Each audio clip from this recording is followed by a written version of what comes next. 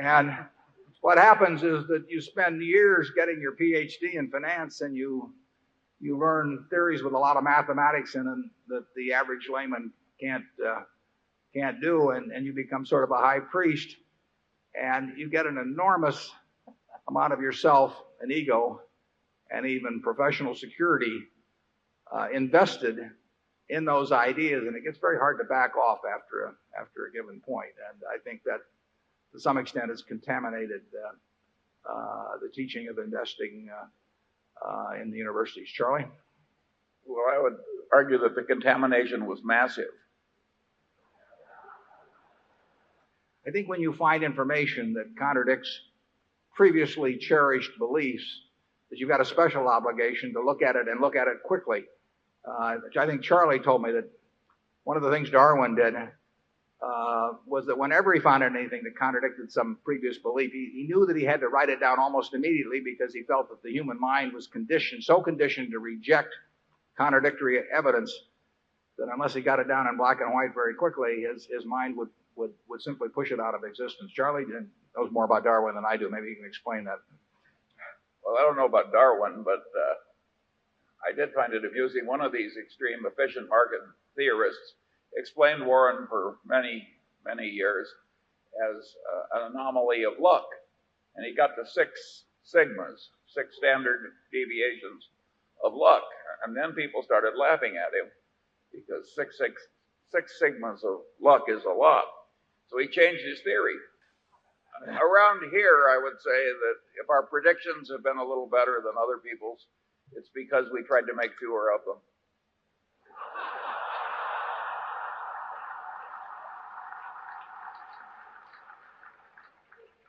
We also try not to do anything difficult, which ties in with that. We really do feel that you get paid just as well. You know, this is not like Olympic diving. In Olympic diving, you know, they have a degree of difficulty factor, and if you can do some very difficult dive, the payoff is greater if you do it well than if you do some very simple dive. That's not true in investments. You get paid just as well for the most simple dive as long as you execute it all right. And there's no reason to try those 3.5s. So we look for 1 foot bars to step over rather than 7 foot or 8 foot bars to try and set some Olympic record by jumping over. And it's very nice because you get paid just as well for the 1 foot bars. I am the chief risk officer at Berkshire. It's up to me to understand anything that could really hit us in any catastrophic way. Not only was this risk decision frequently delegated in America, but it was delegated to people who were using a very silly way of judging risk that they'd been taught in some of our leading business schools. So this is a very serious problem this man is raising. The so-called value at risk and the theories that outcomes in financial markets followed a Gaussian curve invariably. It was one of the dumbest ideas ever put forward. He's not kidding either. We've seen it in action, and the interesting thing is that we've seen it in action with people that know better, that have very high IQs, that studied lots of mathematics, but it's so much easier to work with that curve because everybody knows the properties of that curve and can make calculations to 8 decimal places using that curve. But the only probability is that curve is not applicable to behavior in markets, and people find that out periodically. And Sandy Gottesman created one of my favorite risk control examples. One day he fired an associate, and the man said, "How can you be firing me when I'm such an important producer?" And Sandy said, "Yes," he says, "but I'm a rich old man and you make me nervous."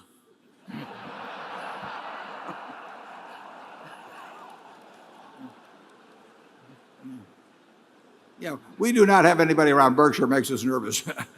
But we do have filters, and sometimes those filters are very irritating to people who check in with us about businesses, because we really can say in 10 seconds or so no to 90% plus of all the things that come in, simply because we have these filters. We have some filters in regard to people too. But the question of technology is very simple. That doesn't make it through our filter. I mean, so if something comes in where there's a technological component that's of significance, or where we think the future technology could hurt the business as it presently exists. We look at, we look at that as something to worry about. It won't make it through the filter. We want things that we can understand, which filters out a lot of things, and we want them to be good businesses, and we want the people to be the people we're very comfortable with. That means ability and integrity, and we can do that very fast. We've heard a lot of stories in our lives, and it's amazing how you can become quite efficient in probably getting 95% of the ideas through in a very short period of time that should get through. Charlie? Yeah, we have to have an idea that is A good idea, and B, a good idea that we can understand. It's just that simple. And so those filters are filters against consequences from our own lack of talent. Filters haven't changed much over the years either. I know you like to buy into success stories, but you don't like to buy high tech. And it seems to me, say, in the case of Microsoft, that 10 years from now, they'll be doing software development, just like 10 years from now, Coke will be selling sugared water. And what I'm wondering is why you feel that way when it seems certain companies, high-tech companies, are predictable. And it also seems that in the early 90s, you mentioned you were going to buy a pharmaceutical company, which also seems like high-tech to me.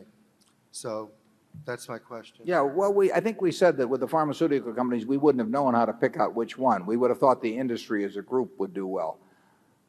From those levels of 1993, you cannot buy high-tech companies at anything like at levels that are commensurate with the levels that the pharmaceutical companies were selling at in 93.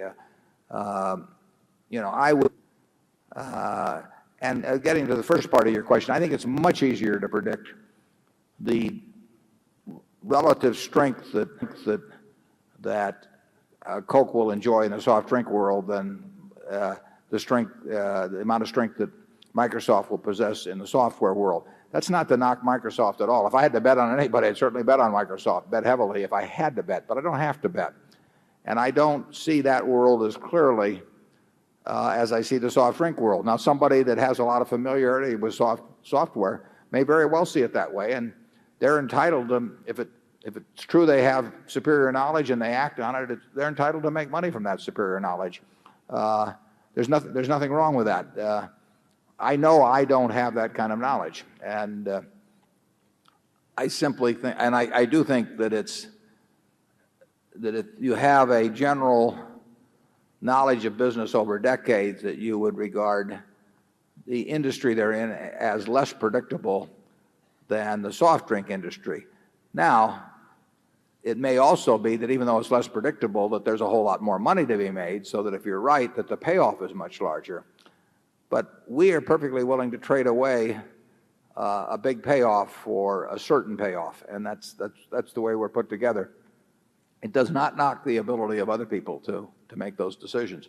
I mean, I asked, first time I met Bill Gates in 1991, I said, if you're going to go away on a desert island for 10 years, you had to put your stock in two companies in the high-tech business, which would they be? And he named two very good stocks.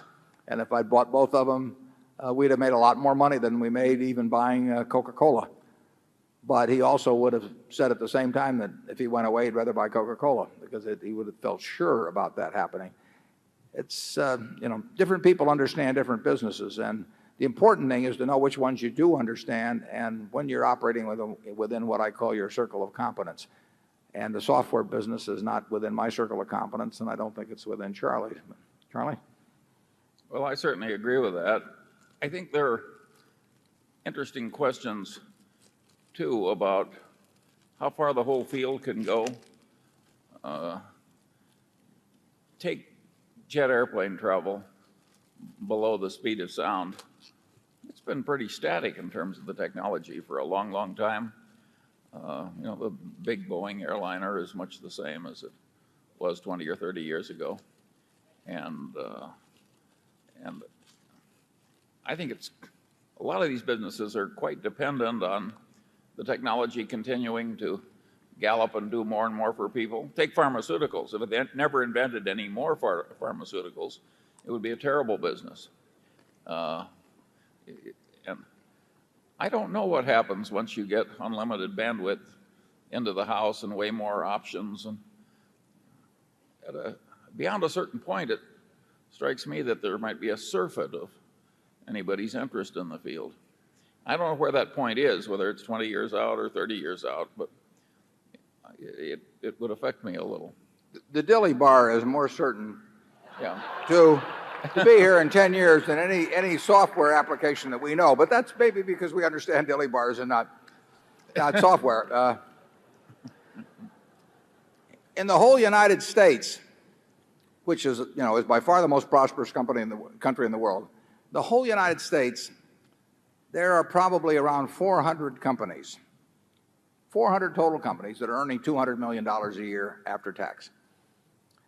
Of those 400, you can name them. I mean, you can start, if you say banks, you can say Citigroup and Chase and Wells Fargo, and you can name 10 or 15 of them. And if you name consumer goods, you can say Procter & Gamble and Coca-Cola and Gillette, and you can name a whole bunch of them. You can almost, of those 400, you can probably name 350.